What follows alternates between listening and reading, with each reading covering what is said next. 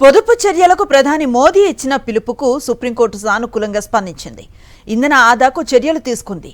వారంలో 2 రోజులు supreme court virtual గా కేసులు విచారించనుంది. సోమ, శుక్రవారాల్లో ఆన్లైన్లోనే విచారణలు జరగనున్నాయి. ఇంధనాన్ని పొదుపు చేసేందుకు సుప్రీంకోర్టు జడ్జిలు కూడా ముందుకొచ్చారు. కార్పూలింగ్ చేయాలని నిర్ణయించుకున్నారు.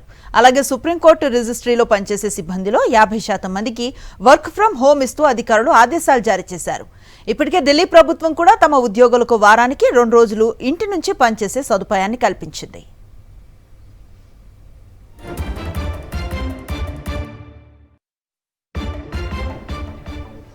పొదుపు చర్యలకు ప్రధాని మోదీ ఇచ్చిన పిలుపుకు సుప్రీంకోర్టు సానుకూలంగా స్పందించింది.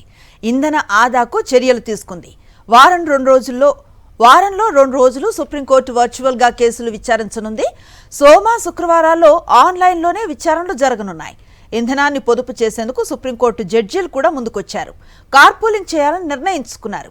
అలాగే సుప్రీంకోర్టు రిజిస్ట్రీలో పనిచేసే సిబ్బందిలో 50% మందికి వర్క్ ఫ్రం హోమ్ ఇస్తూ అధికారులు ఆదేశాలు జారీ చేశారు. ఇప్పటికే ఢిల్లీ ప్రభుత్వం కూడా తమ ఉద్యోగులకు వారానికి 2 రోజులు ఇంటి నుంచి పనిచేసే సదుపాయాన్ని కల్పించింది.